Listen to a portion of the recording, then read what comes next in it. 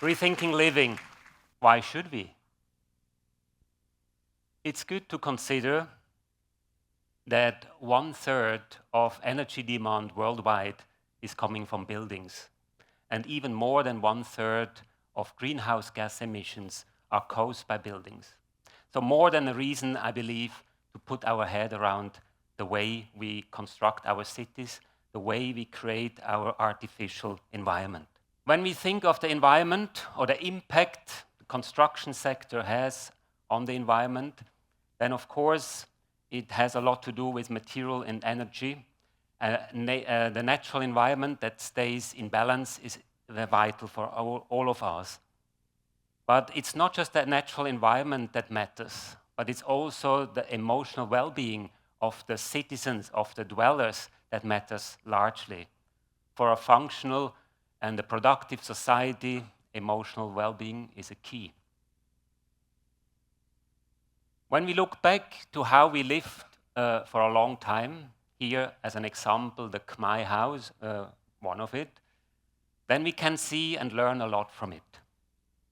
The traditional Khmer house is, I would call it, an extreme good example of sustainable architecture. Why? First of all, it's the material. All the material they needed to build the houses were locally made, often locally grown. Timber, bamboo. Here in this picture we can see a tiled roof. That's maybe not optimal, but often the roofs were even made with thatch or palm leaves. The second aspect that made this building so sustainable is the sensitivity of the architecture to the climate. Half of the space, or even more than half of the space, is outdoor space. And why so?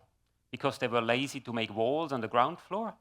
No, because the ground floor space in the shelter of the house, of the room above, was the place where people were resting, where people were dining, having visitors, or even working. This was the coolest place during the day, protected from the torching sun. Only standing on columns or surrounded by columns, this space was open to even the least of a breeze to bring a bit of ventilation. Upstairs, the room, the enclosed room, was basically only for the retreat during night, for rest, to provide some security, some privacy, but there were little windows all around so that wind can flow through even during the night. Because the structure was extremely light, soon after sunset, the upper room would cool off. The third aspect is the social aspect. These Khmer villages would always orientate the houses to the road.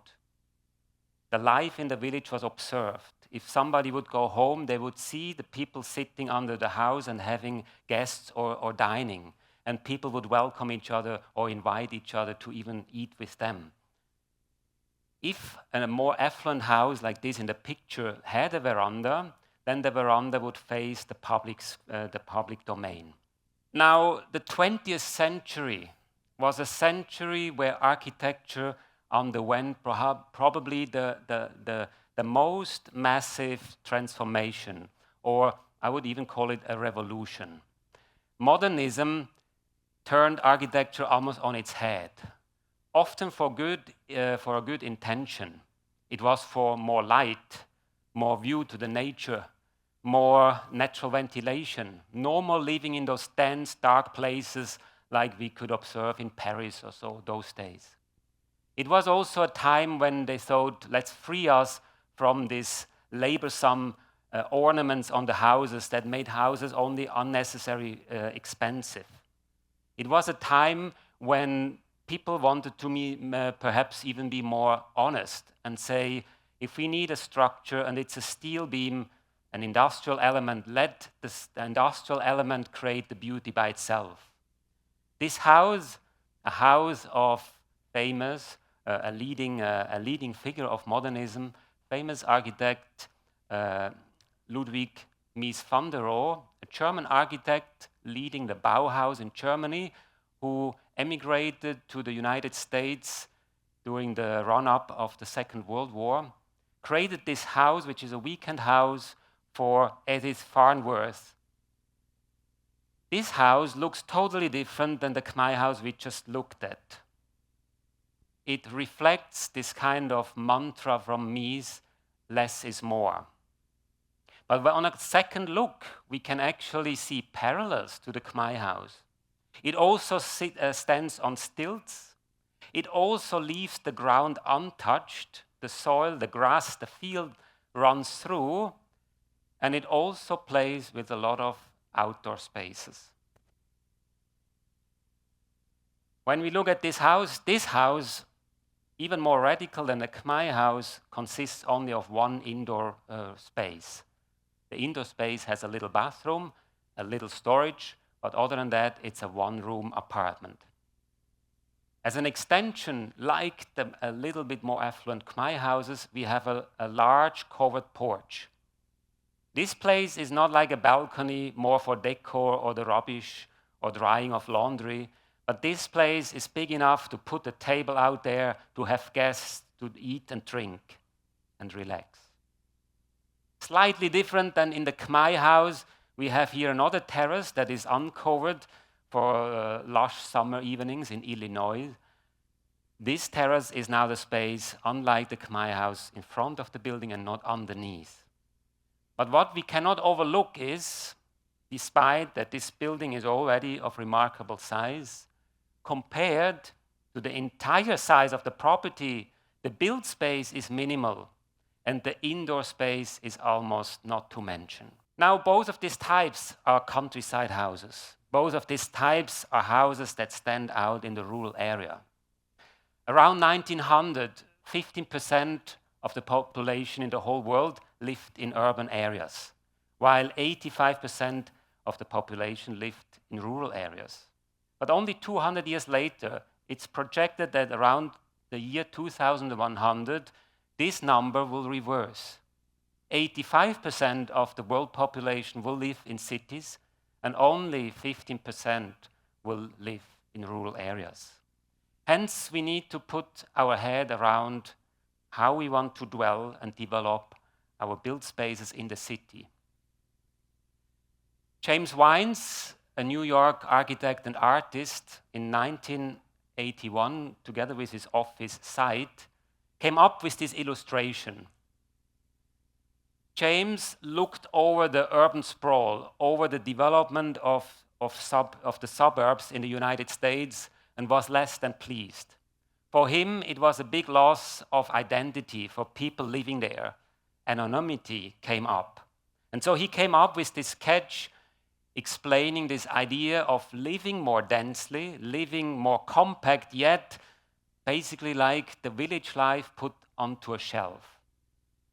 Now, we all know that when we go through cities, be it in the United States or being even in Cambodia, in Phnom Penh, that the reality looks a little different, a little less green, a little less village-like, a little less maybe sustainable. Together with my team in my office, we developed a little model. This little model is not focusing on a whole city and not even on a whole building. A high-rise building, maybe of mid-rise or high-rise building, 6 to 20 stories or so, could have a commercial area on the ground, could have different levels in between for work, for kinder care, for sport, for dining perhaps on the roof. But this little model focuses on the living floors of this building. The concept or the three main principles of this model is the communal space in the center. This space is well ventilated. It resembles kind of the road in the village or the square in a little town. This place is no longer just a corridor to walk to your apartment, and as soon as you are in, you lock the key, you turn the key twice in order to feel safe. But this is a place that you share with your neighbors, where neighboring kids can be outside and can play, where you can put your table out if it's too hot on the facade and put your laptop up and do your work, where the elderly can live there even though in a high-rise and not feeling isolated. Around this central space, that communal space, will be minimal apartments of minimal size. They would provide everything that is essential for life, but not more than necessary. Space for dining, for living, a little kitchen, and upstairs on the upper floor, away from the communal area, the resting space, the bedrooms with a bathroom.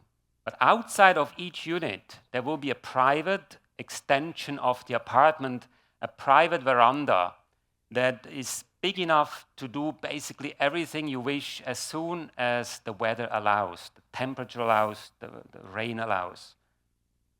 Out there, there are plants, out there are furniture, out there are screens. Now together, this outdoor space with that indoor space that is limited, it creates actually an extensive and a luxurious living. And this is how it could look like. This is the communal space in between those units where one can see its neighbors when we come home, where people can extend their life into the public domain. Around one of this common shared space would be only maybe 7 to 15 or 18 units. If the number would get too big, it becomes again anonymous, and people would retreat. This is a view from the indoor space, but this indoor space is openable. So as long as wind, climate allows, people would open maybe their windows to the communal space or to their private space, or both. When mom or dad is cooking, she or he can still observe that children playing in front. But if one is not in the mood to have community, we will just be able to close our windows or even close the curtains. Everything needs to be adjustable for the sun, for the neighborhood, for noises, for sounds, so that we can create a home that fits our current mood. When we look from the facade, it's not merely a green facade, which would already do a good job in protecting the inner core from the heat, but it is actually a living facade. It is green, it's protecting that core that we still need to air condition, but it also is a space where work, leisure, and dining can take place. When we go up to the upper floor, to our bedrooms, there will be still a glimpse of this kind of village on a higher level, but we will be on a safe distance to neighbors who come home. So less is more. This impetus from Ludwig Mies van der Rohe is not just a word or a concept for an appearance, for a style, or maybe as a tool set, how we create architecture. But less is more, I guess, is for us a way of producing, creating our space we live in, that we do not do more than what we really need, that we do not make more indoor space that is much more energy consuming than what we need, and that we create other spaces outside, spaces we share, that are much better for our personal physical health as well as emotional well-being. More nature. Nature not just in regards to the nature worldwide or the green pots, the green plants on the balcony, but nature in a sense of being connected to the sky, to the wind, or to the birds for that regard. A sense of freedom will be expanded, living not just in those confined spaces, in those inner spaces, but being connected with outer spaces and other people. And of course, finally, the connection with one another and with society. Loneliness is on the rise, not just in a Western or a developing world, but also in Cambodia, especially in centers like Phnom Penh. Let the heritage, the principles that we can learn from ancient architecture inform us as we develop our space to live in for today and especially for tomorrow. Let us live thoughtfully. Som Akon.